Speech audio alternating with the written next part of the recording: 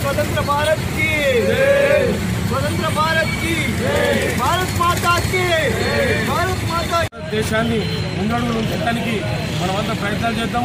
నిర్మల్ వాసులంతా ఐక్యతగా ఉండి మనం ఏదైతే ఐక్యతగా ఉండి మనం అన్ని హక్కులను సాధించుకున్నాం. మనం రాబోయే రోజులలో దినోత్సవాన్ని పురస్కరించుకొని మౌలానా అబుల్ కలాం ఆజాద్ చౌరస్తాలో ప్రతి ఏడాది మాదిరి ఈ ఏడు కూడా గణతంత్ర దినోత్సవాలను అత్యంత లాంఛనంగా కలాం గులం సొసైటీ ఆధ్వర్యంలో నిర్వహించుకోవడం జరిగింది.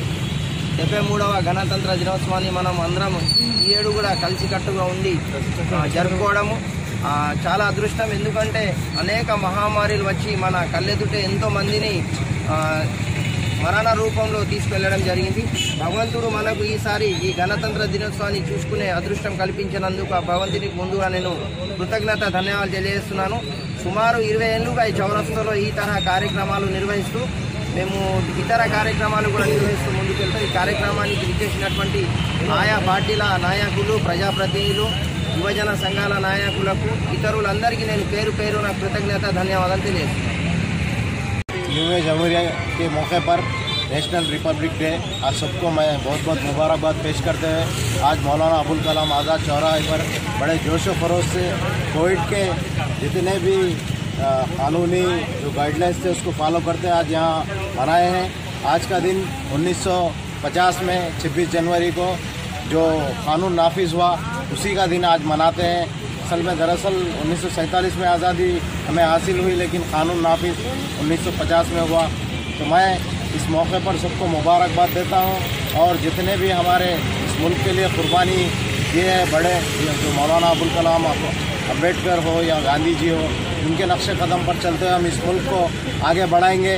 और यहाँ पर जो जितने भी इस यूम जमहूरी के मौके पर आए हैं मौलाना अबुल कलाम आज़ाद ये सोसाइटी की तरफ से मैं सबको मुबारकबाद देता हूँ। शुक्रिया।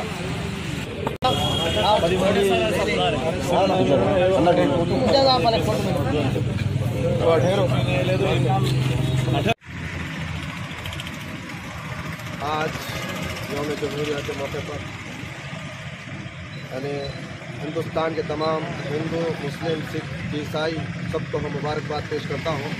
क्योंकि जब हिंदुस्तान 1947 में आज़ाद हुआ लेकिन हिंदुस्तान का दस्तूर 1950 में बनाया गया है और इसी दस्तूर पर आज हिंदुस्तान चल रहा है।